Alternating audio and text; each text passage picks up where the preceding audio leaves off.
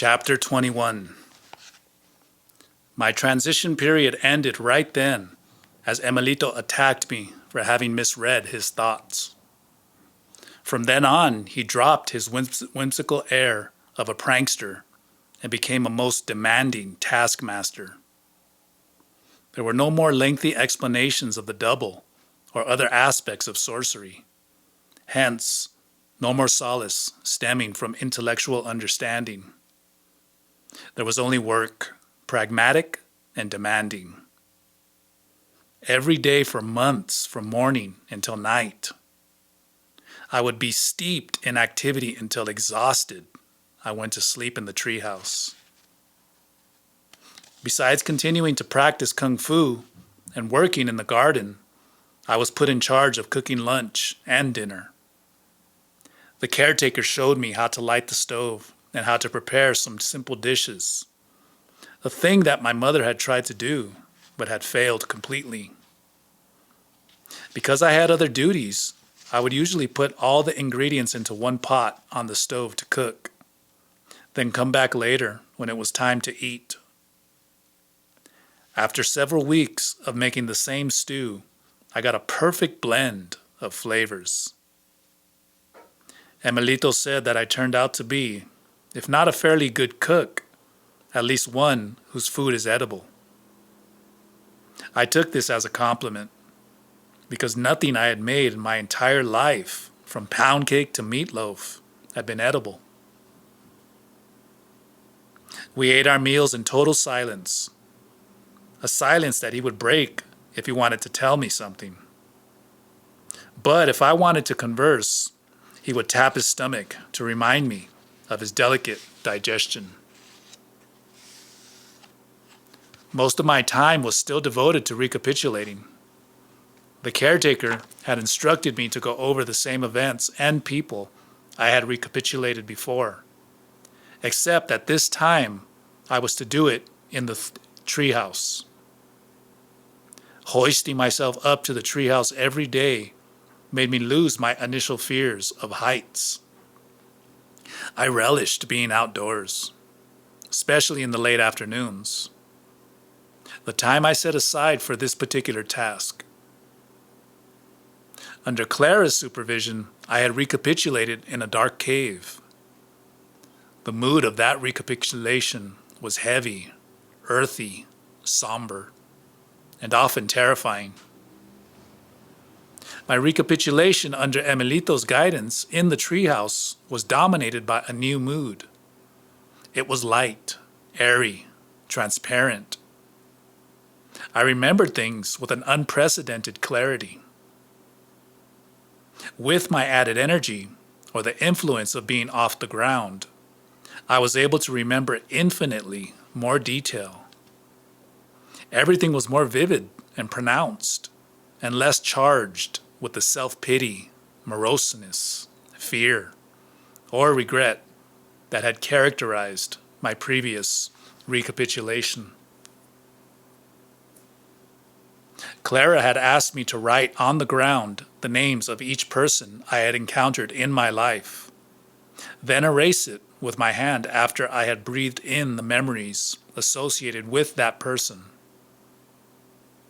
Emilito, on the other hand, had me write the names of people on dry leaves and then light a match to them after I had finished breathing in everything I had recollected about them. He had given me a special device to incinerate the leaves, a 12-inch metal cube with neatly perforated, round, small holes on all sides. Half of one side of the box was fitted with a glass, like a tiny window. There was a sharp pin in the center of the underside of the lid. On the side with the window, there was a lever that slid in and out where one could fasten a match and strike it from the outside against the rough surface inside the box after the lid was closed. In order to avoid starting a blaze, Emilito explained, you have to pierce the dry leaf with the pin on the lid so when you close the lid, it will be suspended in the middle of the box. Then, look inside the box through its little glass window and use the handle.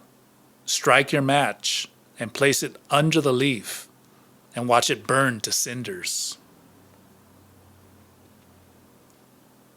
As I gazed at the flame consuming each leaf, I was to draw in the energy of the fire with my eyes, always being careful not to inhale the smoke. He instructed me to put the ashes from the leaves into a metal urn and the used matches into a paper sack. Each of the matchsticks represented the husk of the person whose name had been written on the dry leaf that had been disintegrated by that particular match. When the urn was full, I was to empty it from the top of the tree, letting the wind scatter the ashes in all directions. I was instructed to lower the pile of burnt matchsticks in a paper bag on a separate rope, and Emilito, handling the bag with a pair of tongs, would put it in a special basket he always used for that purpose.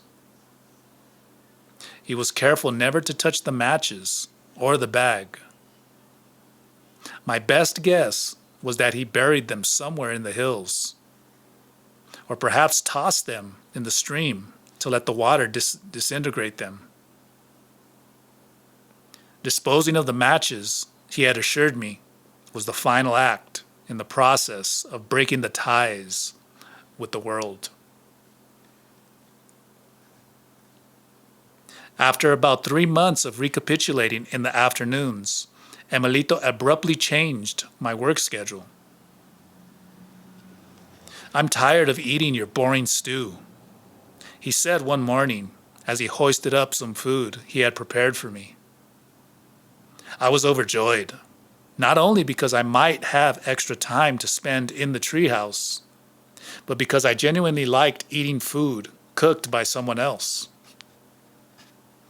The first time I tasted his cooking, I had the total certainty that Clara had never cooked the food she had served me. The real cook had always been Emilito. He made things with a special zest that always made whatever he cooked a delight to eat. Every morning around 7, Emilito would be standing at the foot of the tree, ready to hoist up some food he had packed in a basket. After eating the breakfast in the treehouse, I usually went back to my recapitulation, which, once I had been freed from the dread of uncovering something unpleasant, was now more than ever like an exciting adventure of examination and insight.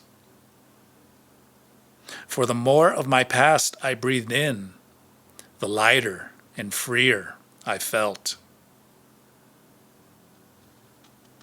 As I broke off old, past links, I began forming new ones. In this instance, my new links were with the unique being that was guiding me. Emilito, although stern and determined to make sure that I kept my nose to the grindstone, was in essence as light as a feather.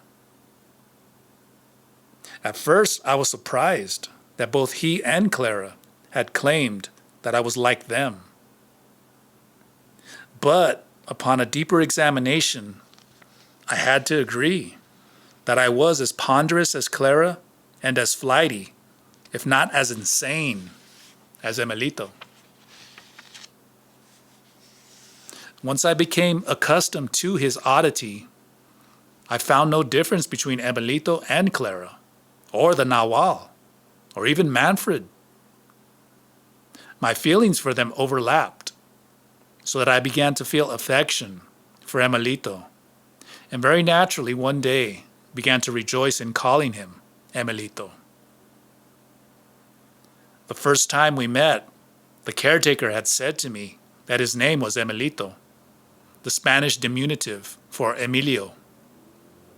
It seemed ridiculous to me to call a mature man little Emilio, so I did it reluctantly. But as I got to know him better, I couldn't conceive of addressing him in any other way. Whenever I thought about the four of them, they merged in my mind. But I could never merge them with Nelida. She was special to me. I held her forever apart and above everyone else, even though I had seen her only once in the real world. I felt that day I had focused my eyes on her.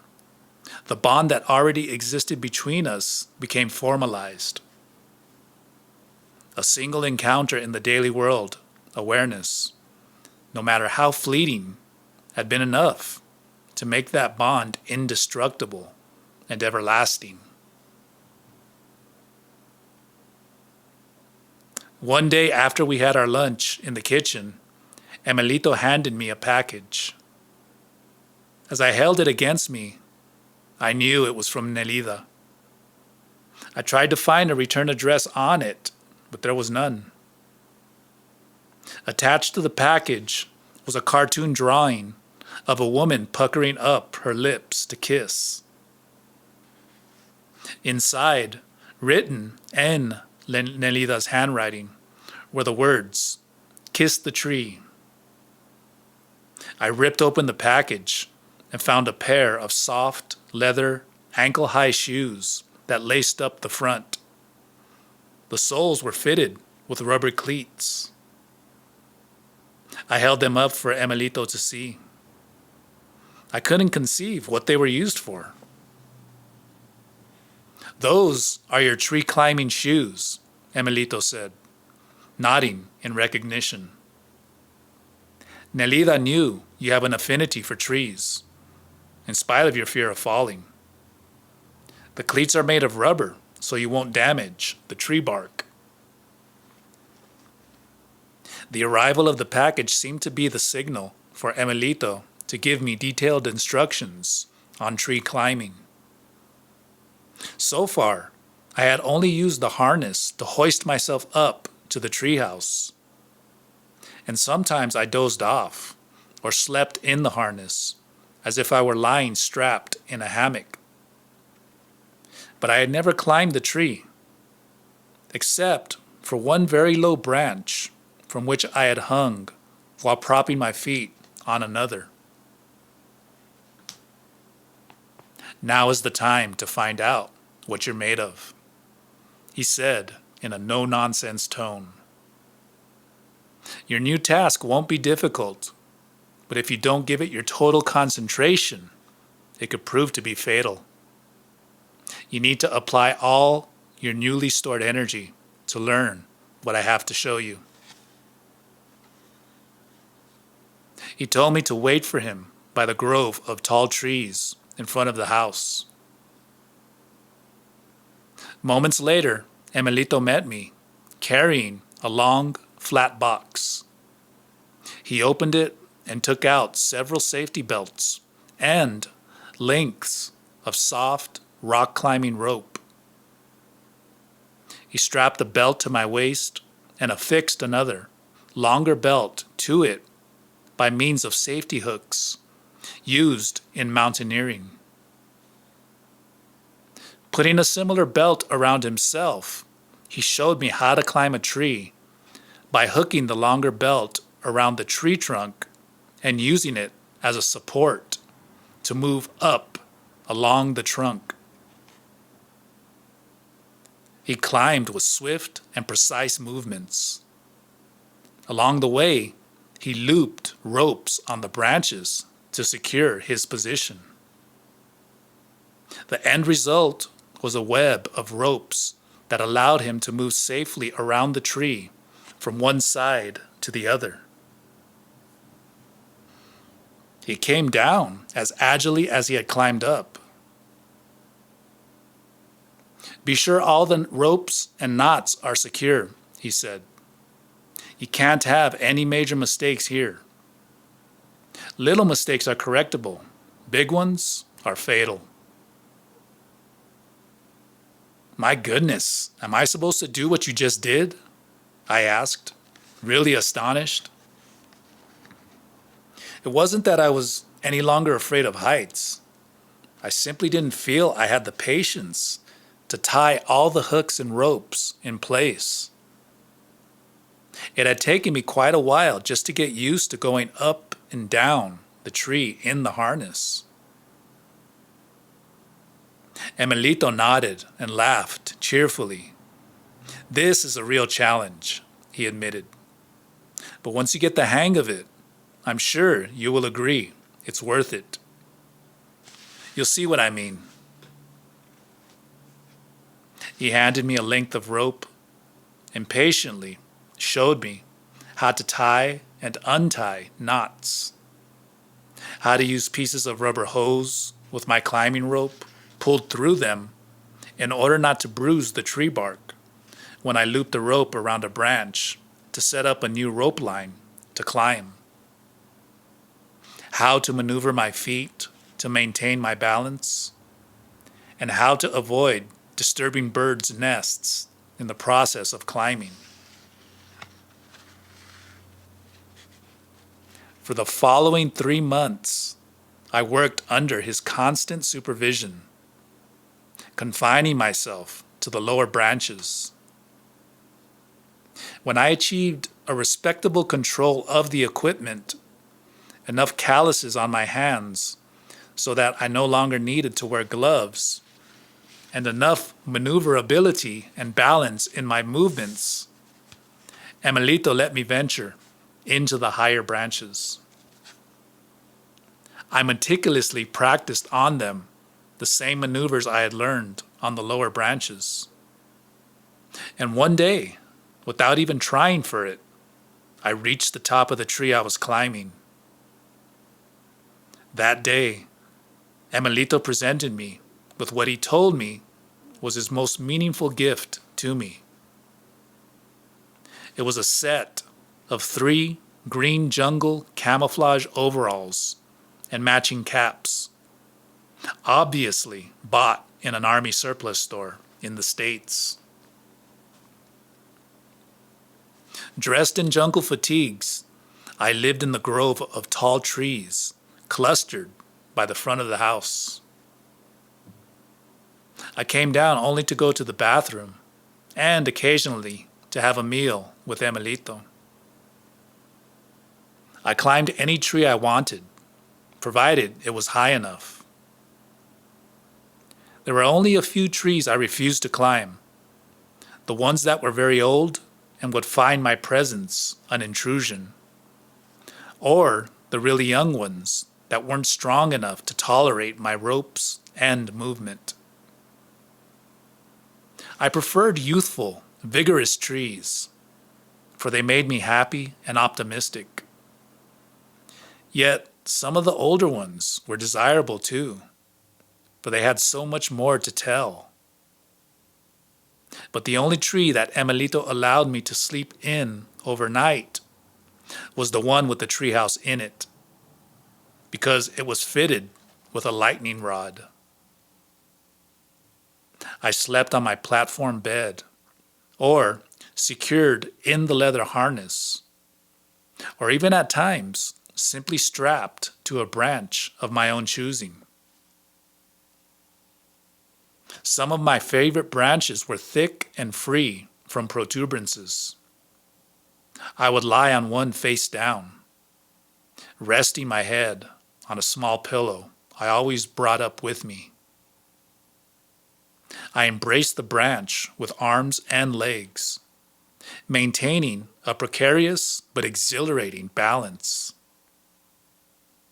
Of course, I always made certain that a rope was tied to my waist and secured to a higher branch, just in case I lost my balance while asleep. The feeling I had developed for the trees was beyond words.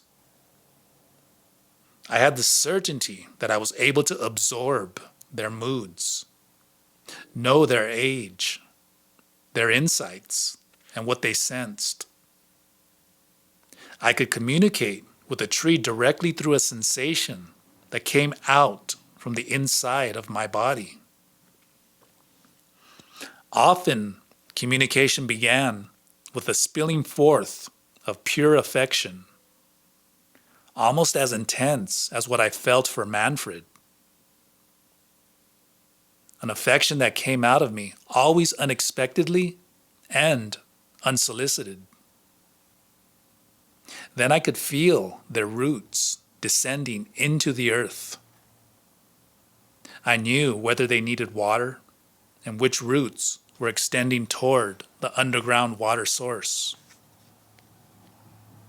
I could tell what it felt like to live seeking light, anticipating it, intending it, or what it felt like to feel heat, cold, or be ravaged by lightning and storms.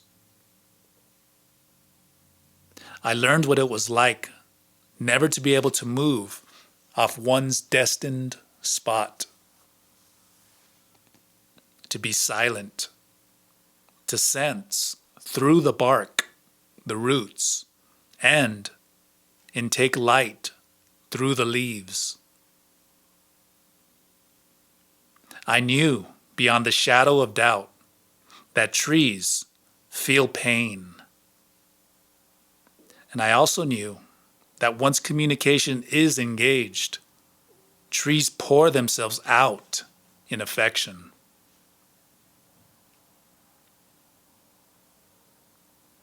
As I was seated on a sturdy limb with my back resting on the tree trunk, my recapitulation took on an altogether different mood. I could remember the minutest details of my life experiences without fear of any coarse emotional involvement. I would laugh my head off at things that at one time had been deep traumas for me.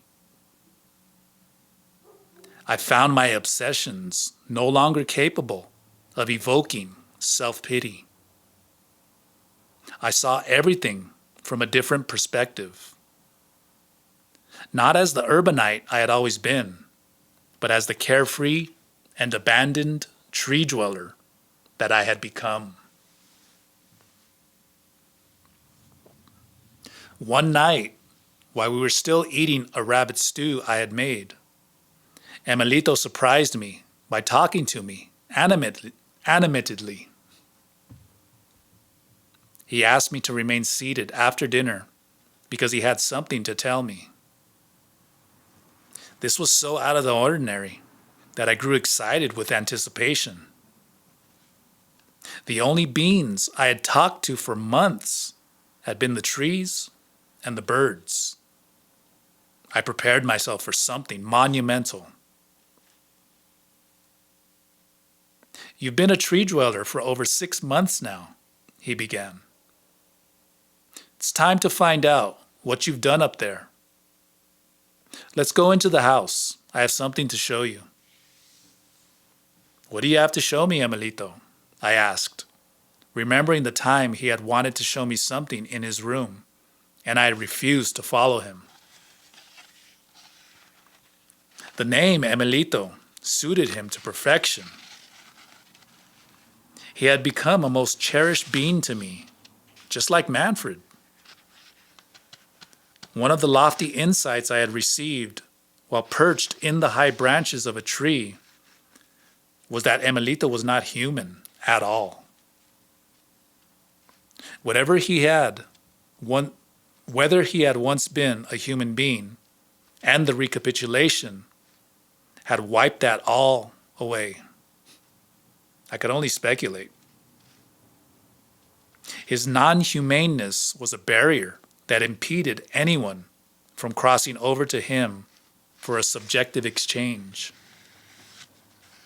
No average person could ever enter into what Emilito thought, felt, or witnessed.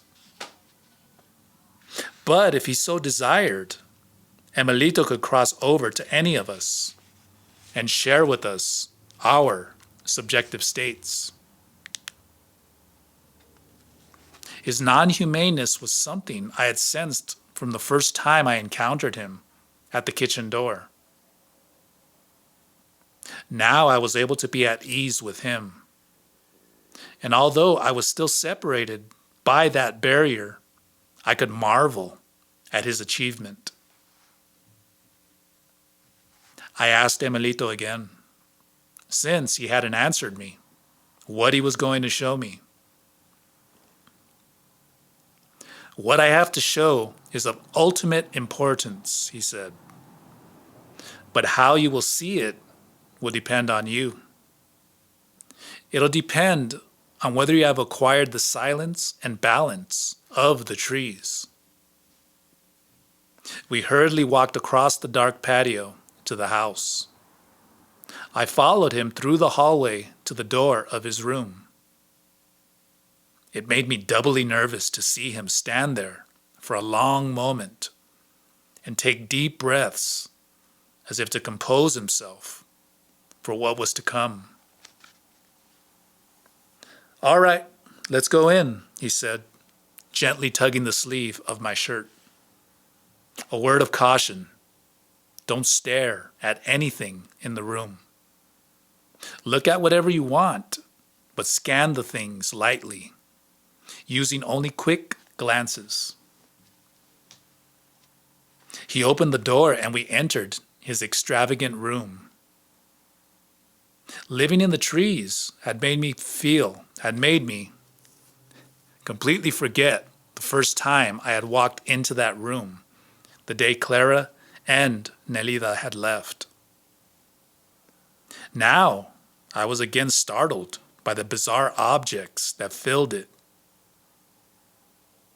The first things I saw were 4 floor lamps, one at the center of each wall.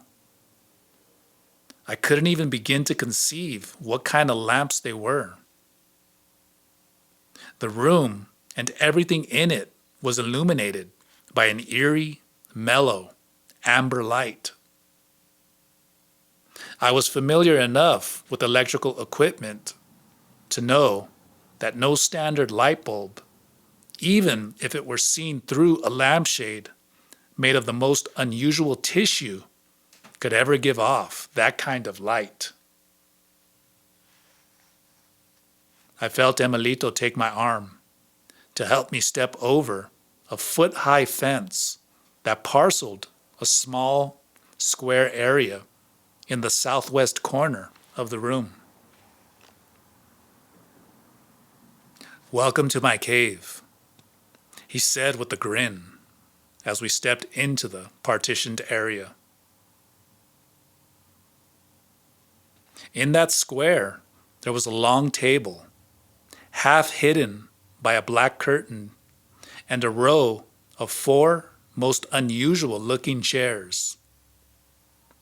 Each had a high, solid oval back that curved around the body, and instead of legs, a seemingly solid round base.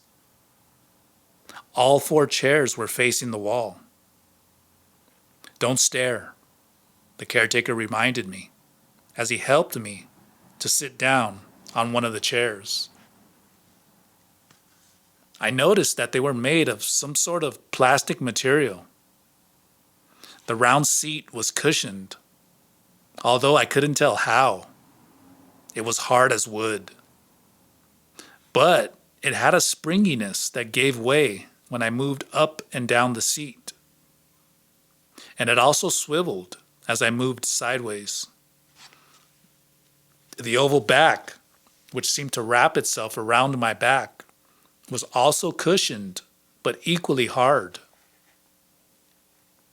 All the chairs were painted with a vivid cerulean blue. The caretaker sat in the chair next to me. He swiveled his chair around to face the center of the room, and in an unusually strained voice, he told me to swivel around also. When I did, I let out a guttural gasp. The room I had crossed a moment ago had disappeared. Instead, I was staring at a vast, flat space illuminated by a peach-colored glow. The room now extended out into seemingly infinite space right before my very eyes. The horizon in my view was jet black. I gasped again, for I had a hollow feeling in the pit of my stomach. I felt the floor was moving out from under my feet, and I was being pulled into that space. I no longer felt the swivel chair underneath me, although I was still sitting on it. I heard Emilito say, "Let's swivel back again." But I had no strength to make the chair turn. He must have done it for me, for I suddenly found myself looking at the corner of the room again. "Incredible, wouldn't you say?" the caretaker asked, smiling. I was incapable of uttering a single word or asking questions. I knew I had no answers. After a minute or two, Emilito made my chair swivel around once more to give me another eyeful of infinity. I found the immensity of that space so terrifying that I closed my eyes.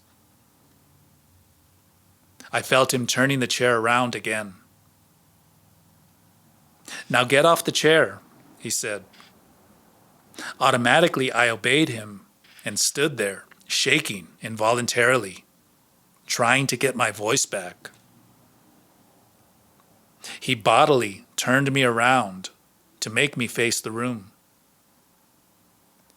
Gripped with fear, I stubbornly or wisely refused to open my eyes. The caretaker gave me a sound rap on the top of my head with his knuckle, which made my eyes pop open. To my relief, the room was not black, endless space, but the way it had been when I walked in. Discarding his admonitions to only look in glances, I stared at every one of those unidentifiable objects. "Please, Emilito, tell me, what is all this?" I asked. "I am merely the caretaker," Emilito said. "All this is under my care." He swept his hand over the room. "But I'll be damned if I know what it is. In fact, none of us knows what this is. We inherited it with the house from my teacher, the Nawal Julian, and he inherited it from his teacher, the Nawal Elias, who had also inherited it. This looks like some sort of backstage prop room," I said. "But this is an illusion, isn't it, Emilito? This is sorcery. You can perceive it now because you've freed enough energy to expand your perception. Anyone can perceive it, provided he has stored enough energy. The tragedy is that most of our energy is trapped in nonsensical concerns. The recapitulation is the key. It releases that trapped energy, and voila, you see infinity right in front of your eyes." I laughed when Emilito said voila, because it was so incongruous and unexpected. Laughing alleviated some of my tension. "But is all this real, Emilito? Or am I dreaming?" was all I could say. "You are dreaming, but all this is real. So real that it can kill us by disintegrating us." I couldn't rationally account for what I was seeing. Thus, there was no way I could either believe or doubt my perception. My dilemma was insurmountable, and so was my panic. The caretaker moved closer to me. Sorcery is more than black cats and naked people dancing in a graveyard at midnight, putting hexes on other people, he whispered. Sorcery is cold, abstract, impersonal. That's why we call the act of perceiving it the sorcerer's crossing, or the flight to the abstract. To withstand its awesome pull, we have to be strong and determined. It's not for the timid or weak-hearted. This is what the Nahual Julian used to say.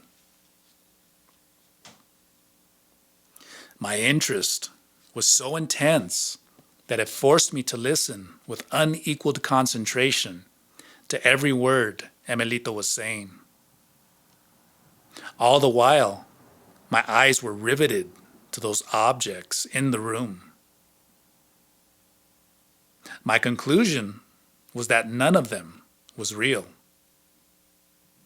Yet since I was obviously perceiving them, it made me wonder if I too wasn't real, or if I was concocting them. It was not that they were indescribable, they were simply unrecognizable to my mind. Now, prepare yourself for the sorcerer's flight, Emelito said.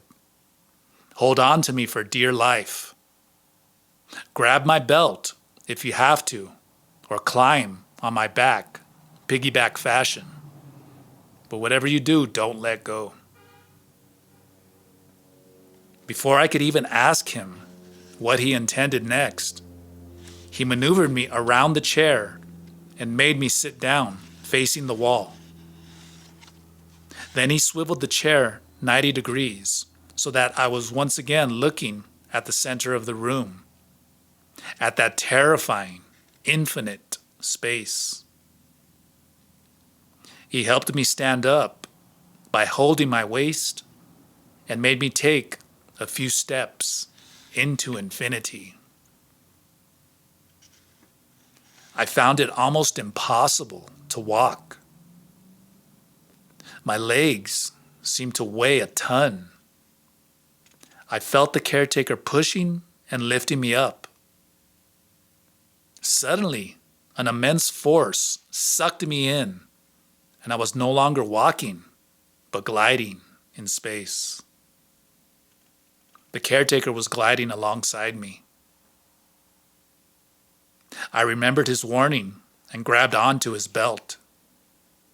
In the nick of time, too, for just then, another surge of energy made me accelerate at top speed. I yelled at him to stop me. Quickly, he eased me onto his back, and I held on for dear life.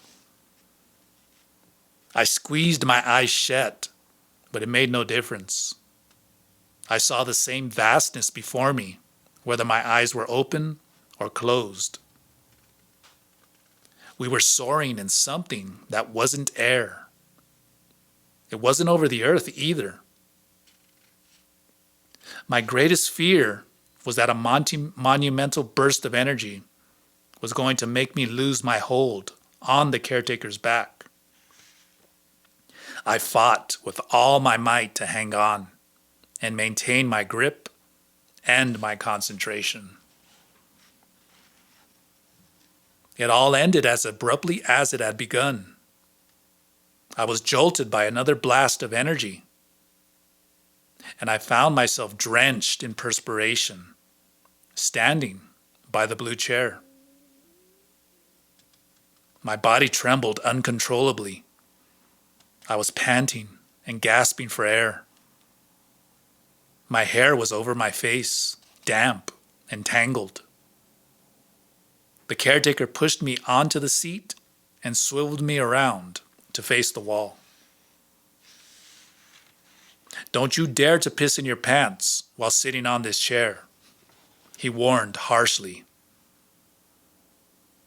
I was beyond bodily functions. I was empty of everything, including fear. It had all drained out of me while soaring in that infinite space. You are able to perceive as I do, Emilito said, nodding. But you don't have any control yet in the new world you are perceiving. That control comes with a lifetime of discipline and storing power. I'll never be able to explain this to myself, I said, and swiveled on my own to face the center of the room, to take another peek at that pinkish infinity. Now the objects I saw in the room were tiny, like chess pieces on a chessboard. I had to deliberately seek them out to notice them. On the other hand, the coldness and awesomeness of that space filled my soul with unmitigated terror. I remembered what Clara had said about seers that had sought it, how they had stared at that immensity, and how it had stared back at them with a cold and unyielding indifference. Clara never told me that she herself had stared at it, which now I knew she had. But what would have been the point of telling me then? I would only have laughed or found her fanciful. Now it was my turn to stare at it with no hope of comprehending what I was looking at. Emilito was right. It would take me a lifetime of discipline and of storing power to understand that I'm gazing at the boundless. Now, let's look at the other side of infinity, Emilito said, and gently made my chair swivel to face the wall. He ceremoniously lifted the black curtain, which I stared vacantly. While I stared vacantly, trying to control my chattering teeth. Behind the curtain, there was a long, narrow blue table. It had no legs and seemed to be attached to the wall, although I couldn't see any hinges or braces holding it up. Prop your forearms on the table and rest your head on your fists by placing them under your chin the way Clara showed you. He ordered me. Put pressure under your chin. Hold your head gently and don't become tense. Gentleness is what we need now. I did as he instructed.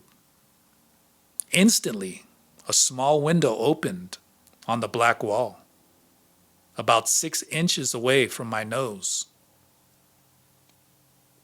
The caretaker was sitting to my right, apparently also looking through another small window. Look inside, he said. What do you see? I was looking at the house. I saw the front door and the dining room on the left side of the house, which I had glanced into briefly as I had passed it with Emilio the first time I used the main entrance. The room was well lit and filled with people. They were laughing and conversing in Spanish. Some of them were helping themselves to food from a sideboard set with an assortment of tempting dishes, beautifully laid out on silver platters. I saw the Nahual, and then Clara. She was radiant and happy. She was playing the guitar and singing a duet with another woman who could easily have been her sister. She was as large as Clara, but dark complected. She didn't have Clara's fiery green eyes. Hers were fiery, but dark and sinister. Then I saw Nelida dancing by herself to the hauntingly beautiful tune. She was somehow different from the way I remembered her, although I couldn't pinpoint what the difference was. For a while I watched them, enchanted, as if I had died and gone to heaven. The scene was so ethereal, so joyous, so untouched by daily concerns.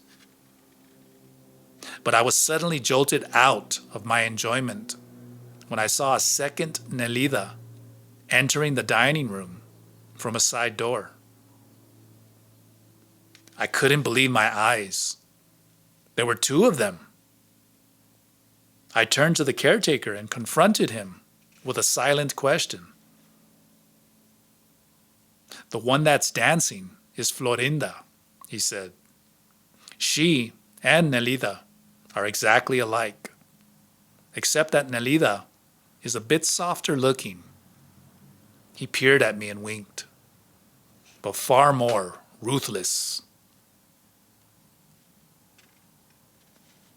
I counted the people in the room. Besides the Nawal, there were 14 people, 9 women and 5 men.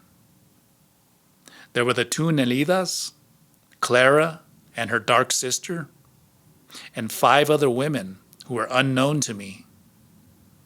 3 were definitely old, but like Clara, Nelida, the Nawal, and Emilito, they were of an indeterminate age. The other 2 women were only a few years older than I, perhaps in their mid-20s. 4 of the men were older and looked as fierce as the Nawal, but one was young. He had a dark complexion. He was short and seemed very strong. His hair was black, curly. He gesticulated in an animated way as he talked, and his face was energetic, full of expression. There was something about him that made him stand out from all the rest. My heart leaped, and I was instantly drawn to him.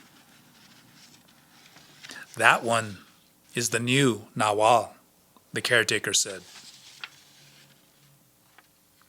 As we looked into the room, he explained that every Nawal imbues his sorcery with his particular temperament and experience. The Nawal John Michael Abelar, being a Yaqui Indian, had brought to his group the pathos of the Yaquis as a characterizing mark of all their actions.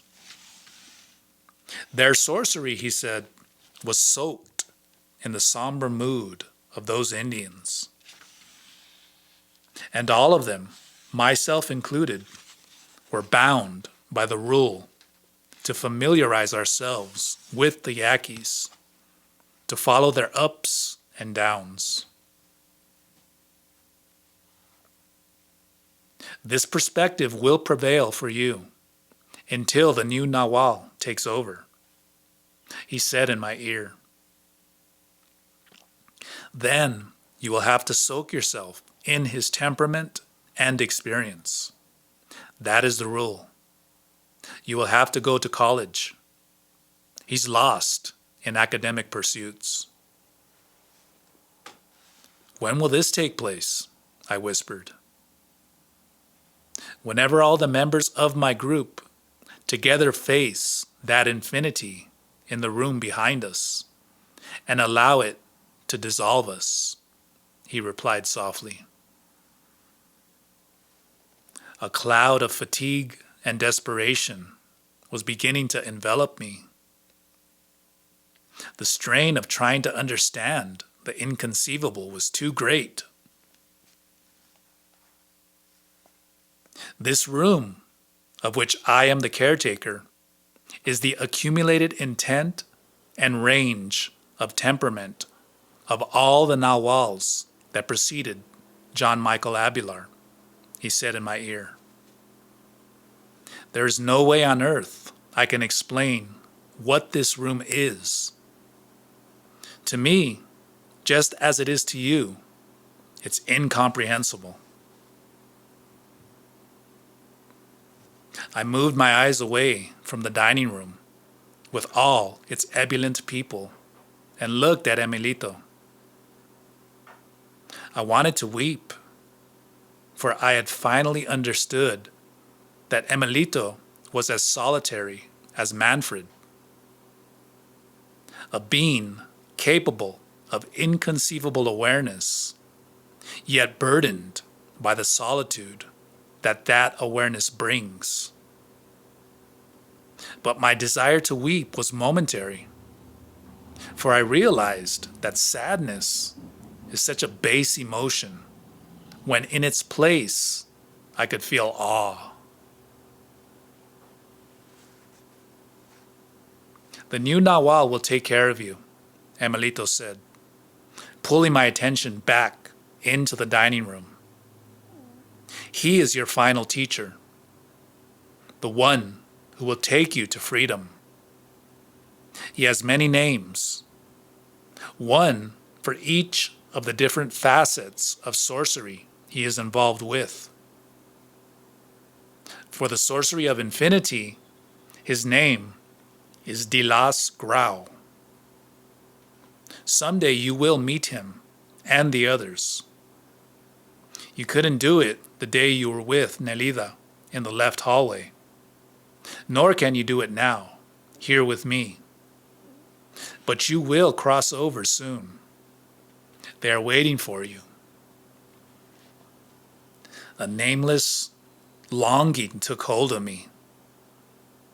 I wanted to slip through that viewing hole into the room to be with them. There was warmth and affection there, and they were waiting for me. The end.